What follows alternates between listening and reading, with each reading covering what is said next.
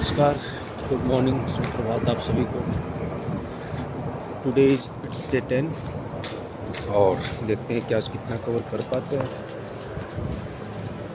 क्योंकि पैर में भी थोड़ा फुटबॉल हो चुका है, तो उसी का अभी धीरे धीरे इलाज चल रहा है। और रनिंग करने के बाद हम लोग आज स्पार्टन्स के बारे में जानेंगे। उसके बाद से हम लोग प्लेटो पे जाएंगे और प्लेटो से डीप डिस्कशन में हम लोग कंटिन्यू करेंगे। Thank you.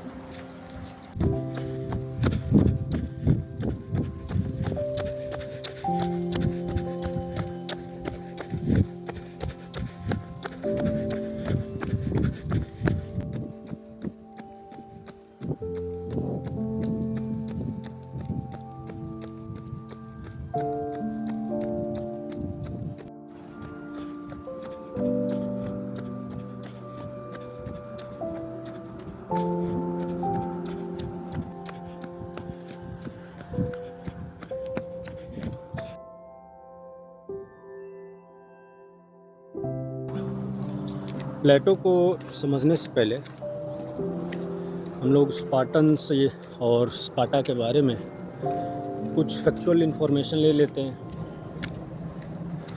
उसके बाद से जब प्लेटो पे आएंगे तो उसको डिस्कस करने में कम से कम 10 से 15 दिन का टाइम लगेगा। तो जो स्पार्टा था उसकी कैपिटल लेकोनिया थी।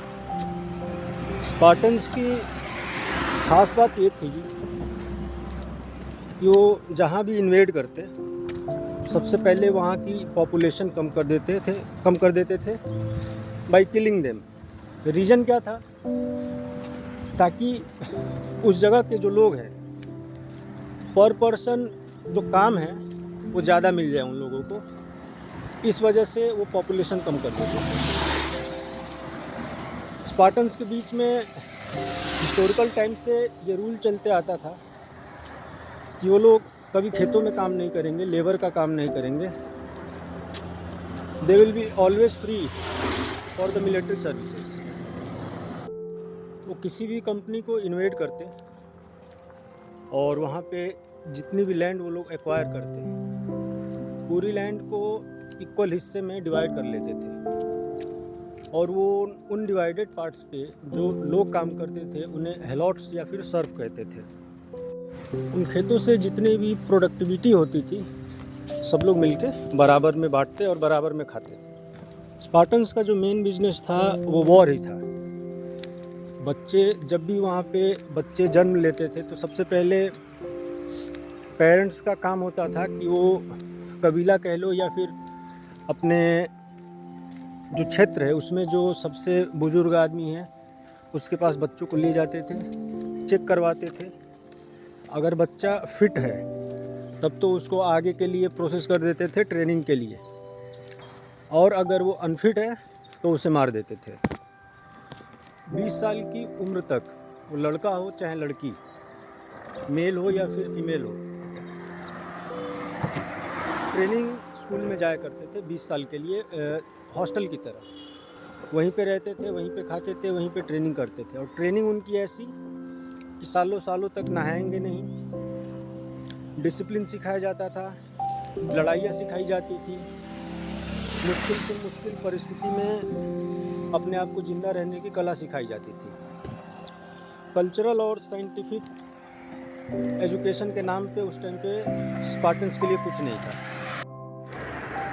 असली जो मिलिट्री सर्विस उन लोगों की स्टार्ट होती थी वो 20 ईयर्स के बाद होती थी, और 20 ईयर्स से पहले किसी को भी शादी करने की परमिशन नहीं थी। 20 ईयर्स के बाद कर सकता था जिसको भी शादी करनी है, लेकिन कंडीशन ये था कि 20 ईयर्स के बाद अगर शादी हो गई तो 30 ईयर्स तक वो अपने घर नहीं जा सकता, ना अपने पार्टनर के पास जा सकता है। वो 30 ईयर्स तक किसी मेल पार्टनर के साथ भले रह सकता है,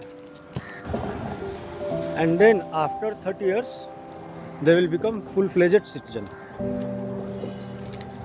खाना हो, सोना हो, हर एक चीज़ वो लोग बराबर में बांट के करते थे, हर एक चीज़ इक्वली करते थे। और गोल्ड हो, सिल्वर हो या फिर किसी भी प्रकार का पोजीशन हो जिससे कि एक पर्टिकुलर व्यक्ति रिच बन सकता है, वो अलाउड नहीं था। तुम्हारे पास जितना भी होगा तुम्हें इक्वली बांट के सबको सबके साथ शेयर करके ही इंजॉय करना पड़ेगा। स्पार्टन्स की जो सिंप्लिसिटी थी, यूनिटी थी, जो डिसिप्लिन था, उसी के लिए वो अपने टाइम में सबसे ज़्यादा रिस्पेक्टफुल या फिर ऊंची नज़रों से देखे जाते थे। जो गर्ल्स का पोजीशन था स्पार्टन्स में as compare to other girls in Greece, उतना रिस्पेक्टफुल नहीं था। रीज़न ये था कि उनको भी सेम ट्रेनिंग, जो भी स्पार्टन्स करते थे, सेम ट्रेनिंग गर्ल्स को भी दी जाती थी, और दोनों को एक साथ एंड बीइंग नेकेड, तब जाके स्पार्टन्स इतना कामयाब हो पाए थे अपने वार में। If some married women was childless, then जो स्टेट था उसको ऑर्डर दे सकता था कि तुम सर्च कर सकते हो फॉर अनदर मैन। वॉर के टाइम पे किंग हो या फिर स्पार्टन्स में जितने भी लोग हो, वो सब इक्वल होते थे। लेकिन जब वॉर नहीं होती थी, नॉर्मल कंडीशन होती थी, तो किंग के पास बस इतनी सुविधा होती थी कि जितना बाकी लोग खा रहे हैं उससे वो डबल खा सकता है। स्पार्टन्स को कभी ट्रेवल करने की फ्रीडम नहीं थी, और ना ही वो किसी को जल्दी अपने पास आने देते थे। रीज़न ये था कि जो उनके थॉट्स हैं वो किसी और के साथ मिल ना जाएं, वो किसी और के थॉट्स को या फिर प्रोसेस को कहीं धीरे धीरे अपना ना ले। इस वजह से वो लोग ना ट्रेवल करते थे और ना ही दूसरे से जल्दी इंटरेक्ट करते थे। सबसे मेन बात स्पार्टन्स की ये थी कि जो 20 से 30 साल के बीच वो एक मेल पार्टनर के साथ रहते थे, तो उस टाइम उनको हर एक चीज़ अलाउड थी।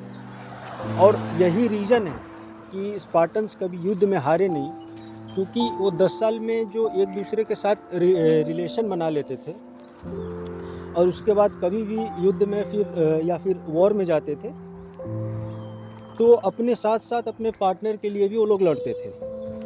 ऐसा नहीं था कि वो अकेले लड़ रहे हैं। तो ये एक साथ रहने की वजह से उनमें इतनी बॉन्डिंग बनती थी कि वो एक साथ कभी भी 200-300 ऐसे लोग जाते थे, तो लगभग हर एक युद्ध वो लोग जीत के आते थे। Thank you.